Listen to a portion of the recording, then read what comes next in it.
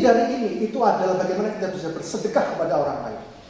Sedekah dalam Islam itu ada banyak, saya hanya menjelaskan dua saja, zakat dan wakaf. Ya, zakat hukumnya wajib, wakaf hukumnya sunnah. Penerimanya sudah jelas. Kalau zakat ada 8 golongan asnaf. Di sini alhamdulillah kedatangan saudara sahib saya, Direktur Pelayanan Basnas, Bapak Irfan Solkibe. 8 golongan jelas ada dalam Al-Quran. Wakaf bebas, siapa saja boleh. Ya, sifatnya zakat konsumtif. Fakir miskin yang ada dalam 8 asnaf itu harus kita berikan langsung berupa makanan, minuman yang memang pada saat itu dia dibutuhkan. Tapi kalau wakaf, pokoknya harus tetap. Pokoknya harus tetap, kemudian di-generate, kemudian menghasilkan income. Nah, income-nya ini kemudian dibagi pada banyak orang. Mauquf alaih, boleh anaknya orang kaya dan sebagainya. Ya, next. Nah, Bapak Ibu sekalian, alhamdulillah saya melihat Bapak Ibu sekalian di ruangan ini sangat sehat-sehat sehingga kita bisa beribadah. Nanti sholat duhur kita bisa sholat duhur, kita masih bisa mengakumulasi pahala. Dengan sholat, dengan puasa kita masih bisa mengakumulasi pahala. Tapi kalau kita nanti sudah meninggal, bisakah kita sholat? Bisakah kita puasa? Bisakah kita beribadah yang lain? Tidak bisa. Kita tidak bisa mengakumulasi pahala pada saat kita meninggal. Lalu, yakinkah kita kalau kita nanti di pada masa itu pahala itu akan lebih besar daripada dosa kita sehingga dengan ridha Allah kita akan masuk surga? Kita tidak yakin. Oleh karena itu, maka kita harus cari cara bagaimana pada saat kita meninggal kita tidak bisa ngapa-ngapain, tapi pahala tetap terus ada. Kita lihat 3 perkara ini, yaitu ada anak soleh, ada ilmu yang bermanfaat, dan kemudian ada sedekah jariyah.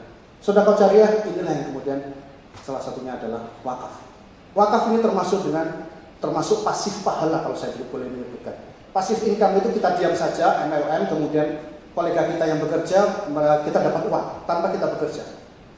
Tapi kalau pasif pahala, ya, dengan kita memberikan ilmu, memberikan sedekah jariyah dan sebagainya, kita diam saja, pahala akan ada pada kita. Makanya saya selalu dalam mengajar, itu saya selalu bilang pada mahasiswa, saya itu iri dengan satu jenis pekerjaan. Apa itu? Guru TK. Fakta bahwa sekarang kita bisa baca, fakta bahwa sekarang kita bisa menulis dan lain sebagainya, itu ada pahala yang mengalir pada guru TK kita. Saya sudah berumur, maka selama umur ini akan ada pahala pada siapa yang mengajarkan saya dulu membaca, menulis, alif, bata, 1, 2, 3 dan sebagainya. Oleh karena itu saya ingin mengajak pada Bapak Ibu sekalian untuk bagaimana kita bisa mengamalkan 3 perkara ini. Next.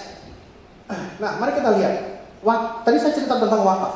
Apa kontribusi wakaf terhadap perekonomian? Nah, tadi sudah dijelaskan dengan baik oleh Prof. Wijiati terkait dengan daging sapi. Nah, saya juga kebetulan ini tentang daging sapi juga. Kita lihat, selalu kita merasakan pada bulan Ramadan, ya, harga daging sapi itu naik. Padahal kita cuma makan 2 kali. Kok bisa? Kalau makan 2 kali, mestinya kita belanjanya di pasar juga berkurang. Tapi kenapa bisa harganya itu naik? Kalau belanjanya kurang, itu mestinya harga daging sapi itu mestinya turun karena nggak ada orang yang beli. Tapi kalau di bulan Ramadan kita harus ingat bahwa bulan Ramadan itu bulan penuh berkah. Bulan yang bagaimana kita bisa menyenangkan orang lain lewat buka puasa. Sehingga di mana-mana masjid, kalau Bapak datang ke masjid pas buka puasa, masing-masing masjid itu sudah membelikan daging-daging semua. Makanya harganya jadi mahal. Tapi apakah kemudian kita meminta pada masjid untuk tidak beli daging? Tidak mungkin. Tidak mungkin.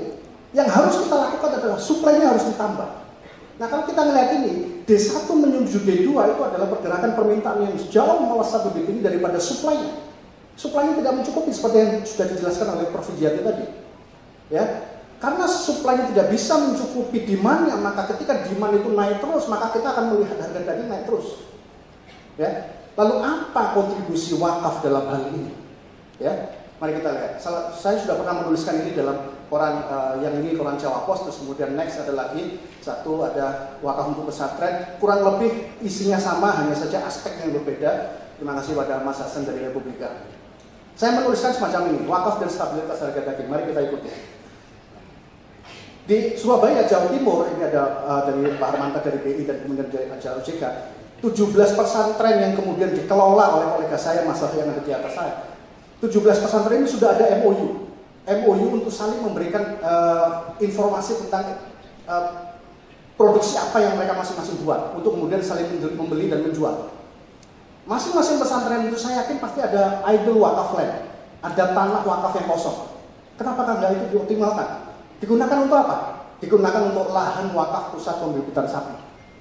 Ya, jadi tanahnya nggak usah beli. Kemudian proyek ini akan mengajak entitas siapa? Mengajak entitas adalah perusahaan. Dengan apa kita mengharapkan perusahaan itu? Membagi dengan CSR-nya. CSR-nya bisa digunakan untuk apa? CSR-nya bisa digunakan untuk dana pembiakan sapi dan pakan. Sehingga pakannya sudah dari CSR, kemudian anakannya itu juga jadi CSR. Kemudian proyek ini membutuhkan kerjasama dengan siapa? Kerjasama dengan universitas, terutama adalah universitas yang ada fakultas kedokteran hewan dan universitas atau universitas peternakan. Untuk apa? Menjamin kesehatan ternak. Kita tidak ingin ada sapi gila di ternak itu. Oleh karena itu harus ada provinsiati dan tim untuk kemudian menjaga, mengalokasikan, memastikan bahwa kesehatan sapi itu bisa baik. Sehingga dengan proyek ini itu keuntungan akan banyak sekali. Tanahnya sudah tidak bayar karena tanah wakaf.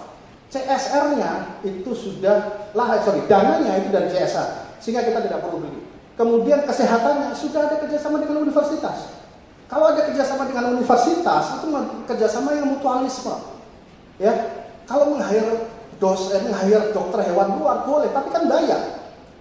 Tapi kalau kerjasama dengan universitas, yang ngecek sapi-sapinya kan bisa mahasiswa, nggak bayar sebagai labnya, ya kan? Sehingga keuntungannya ini yang pertama adalah perusahaan yang ngasih CSR, perusahaan yang saya masukkan di sini adalah perusahaan yang membutuhkan daging sapinya sebagai raw material. Apa contohnya? Perusahaan kornet, perusahaan nugget, perusahaan sosis itu butuh raw material dari daging sapi. Perusahaan-perusahaan semacam itulah yang kita harapkan untuk memberikan CSR pada proyek ini. Ya, keuntungannya harga bahan baku akan murah karena dia memberi CSR dan lahannya sudah gratis dan sebagainya.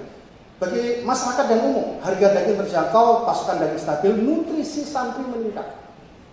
Santri ini adalah yang sangat kita harapkan karena mereka adalah masa depan orang pendakwah.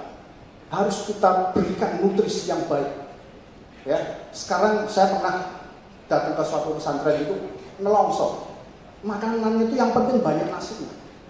Mudah-mudahan dengan ini gitu ya, dagingnya yang banyak, nasinya cukup sedikit. Ya.